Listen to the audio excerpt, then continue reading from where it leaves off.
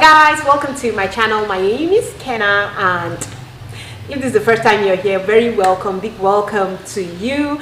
Please sit down, take a glass of juice, take something to just chill out. Let's discuss, cause yes, today I have a sensitive topic to talk about. I have something interesting to talk about, so you want to get something to drink so that you can be drinking, you're commenting as you watch. I like when people comment as they watch. It's pretty interesting. Like, at least you have a lot of points. Okay, so yes guys, that today I'm going to be talking about marriage. I'm going to be talking about marriage not favoring women. Okay, so if you want to see what I want to say about this, keep watching.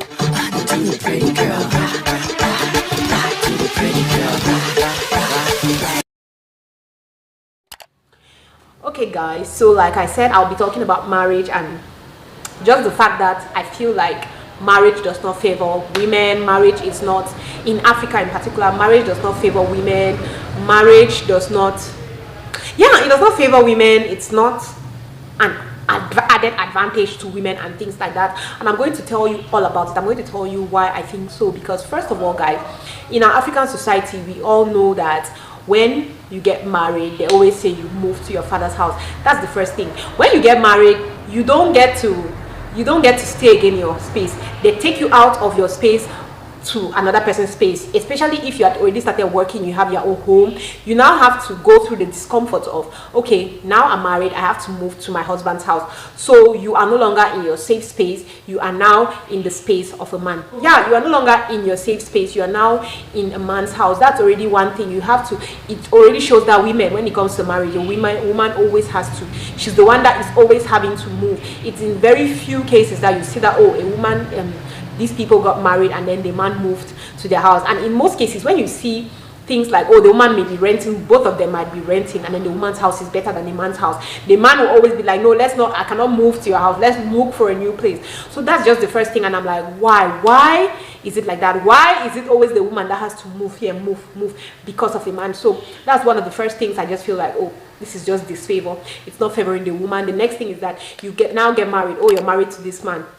Some men, like those staunch annoying ones, they try to suppress who you are, who you're being all through. They try to how I want to try to make you to understand properly. They try to make you into a new person. Like those guys that will say things like, oh, you only had a name when I married you. So they start changing things like, oh, you cannot be my wife without adding my name to your name. You have to go and change. Like some men even threaten to change the woman's name on the birth certificate. You have to go start changing your name to add the man's name to it. You have to now start, like, you have to change your name. No matter how much you love that name, you have to start changing it. And that's why women have been struggling now, because a lot of women just going to add a "puts this" behind, because we love our names, but oh, you are now supposed to detach from that name that you have always known and loved. People now, some people, some of your old friends will be even looking for you on Facebook. Oh, can I find Kenna Kuma? Kenna Kuma. You cannot see Kenna Kuma again now. Kenna Kuma has become Kenna Enoako. So it's almost like you're changing who you are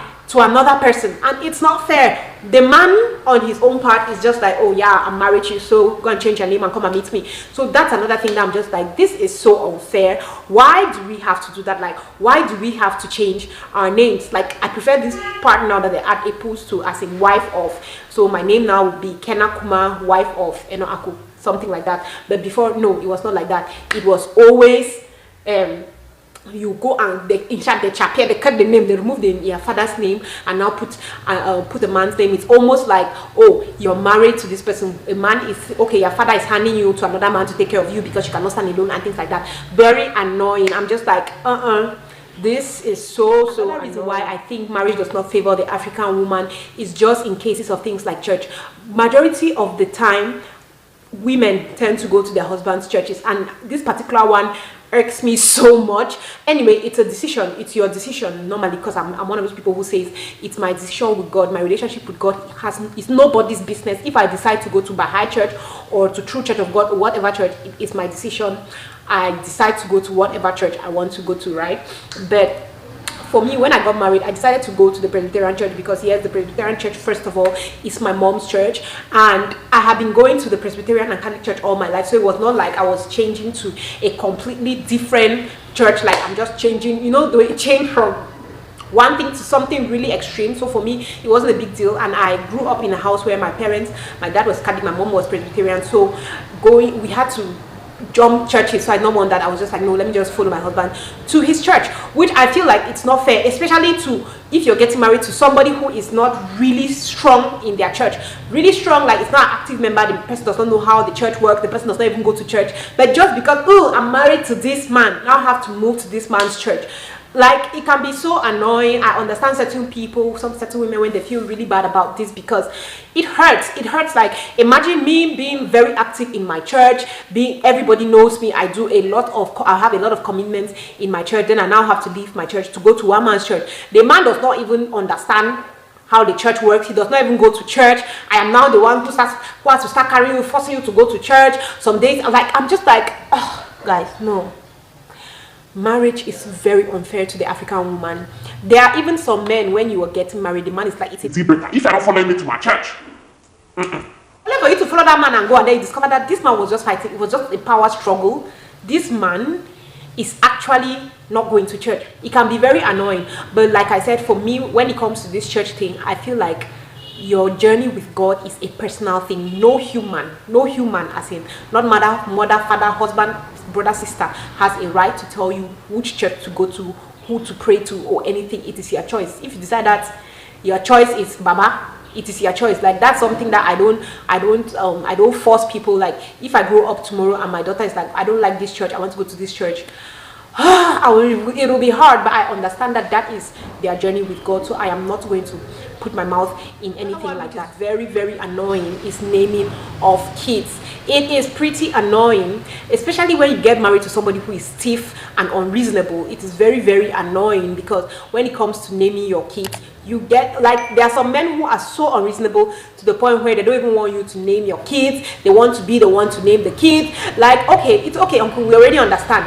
The child is already taking your name. It's not like the child is going to take my name and your name. The child is already taking your name. Can the mother at least name one of the children? There are some men that would rather die than that, especially when you're coming from another tribe, than that your child should have, than that their child or your child, you people's child, should have any name from your own tribe. And I'm just like, one thing about this that I always say is that you see a child's mother, children will always be drawn to their mothers. Whether you put their traditional name or you don't put their mother's traditional name, a child will always be drawn to the mother. Whether you do what or you don't do what, a child will always be drawn to their mother, you get. So I just look at things like that, like there is no way that if you like, you give your child only your traditional names, you name your child after all your family members and things like that, it doesn't change anything. That child's mother will remain their mother. If you name your child after somebody in your family, that child will not automatically change the mother or change anything because of that. So I'm always just like, for me, things are free. I feel like when it comes to things like that, especially when it comes to intertribal marriages, it's pretty easy. You could just give one name and your wife gives another name. But we have some people who are really unreasonable who will not take that. So I just look at it like, a child will never forget their mother. A child will never forget their mother's tribe. Look at me today. I don't know. I don't think my father was ever like, no, I should not recognize my mother's tribe, because I grew up knowing I'm from Baki and Kom. So it's reasonable, right? So nobody came to tell me, like, to always be reminding people like, oh, I'm from Babanki and Kom. But I always say it. Once in a while I'll say, oh, I'm a Kom girl. But I always say it, I'm from Babanki and Kom. So that's just the way it is. Children will always remember where they come from. A child will always remember, oh, I'm from I'm from the Bayangi land, and I'm also from the Kom land, like my children.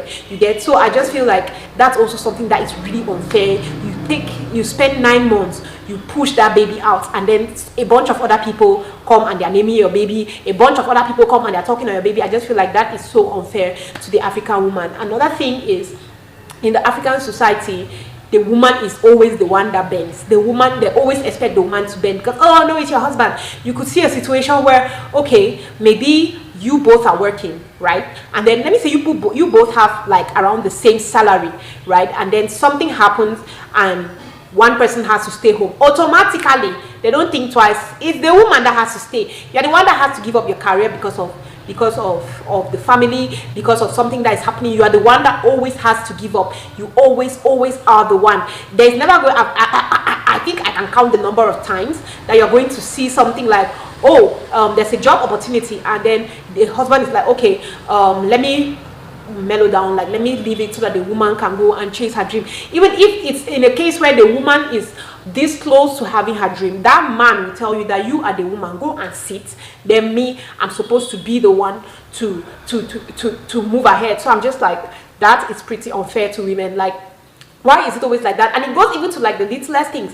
When it comes to things like, oh, I have a commitment, the man has a commitment, the man in his head always feels like, since we both have commitments and somebody probably has to stay with the kid, or somebody has to, like, let me give an example. Like, okay, simple example, stay with the kids, for example. It's just, for example, like, okay, I can have somewhere to go to, and my husband has somewhere to go to, and then it's just automatic, like, okay, the person that's supposed to give up what they had to do is obviously the woman, because, oh, you're the mother. So we notice that the African woman is always pushed to the side, like, no, you are the woman, so you have to stay home. When you are the woman, so this has to happen to you. You are the woman, so you have to bend. It's always like our culture is on bending the woman, pushing the woman down, like, no, you're the woman, so you have to do it like this. You are the woman, you're the woman, which is freaking exhausting, That is why some women, when they decide, like, I cannot do this anymore, they're like, I can't do this anymore, I'm done, because it is just so much to take in. It's so much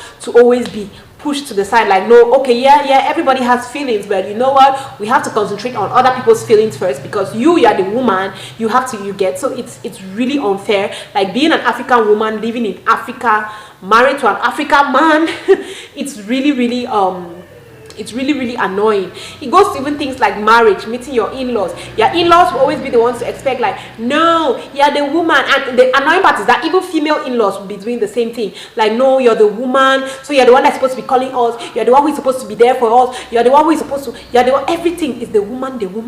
I'm just like, marriage is so unfair to women in Africa. These are things that I feel like you should have discussions with your partner about, to see where their head is at, to just understand. Because certain women, you get married and then you start facing the things in the marriage, and then you're just like, oh my god, this, I cannot do this is more than me. And other people are like, no, but you're a woman, you have to take it, this is how it's supposed to be. So I just feel like we should have discussions with your partner before. Ask them scenarios like, what if this and this happens as we're working today? What if I have a baby? How do we name them? What if I this? What? Have those discussions with your partner, so that you understand where their head is at, so that you know whether this is one of those type of pompous, annoying men that is going to smash me and always push me to the side, or it's one of those men who are really understanding, whom are flexible. I know some men will lie to you, but it's better to try than not to try at all, because you're like, oh, they're going to lie to me and all that. So yes, guys, there you have it. Do you relate to any of these points? I'm in no way trying to discourage you, like, oh my god, don't get married because marriage is bad, this is what happens and that's what happens. No, I'm just being realistic and telling you the things that when women look at it, a lot of them will tell you that marriage is unfair. I have people who talk to me all the time and they're like, Kenna, look at this is what is happening, this is what is happening. I don't think I want to find myself in this type of situation, so I would rather not marry, I'd rather just stay alone and things like that. So anyway, guys, there you have it. If you have more points, let's discuss. If you can relate, let's discuss. I want to hear more from you. Do you people feel the way I feel, like marriage is not favorable to the African woman, or you're just like, oh my god, I don't relate to any of these things, everything is fine, beautiful for me, so please just day a day. Anyway, guys, thank you very much for watching this one. Don't forget to click on the like if you really enjoyed it. Don't forget to share, and I am going to see you guys on my next one. Love you, bye.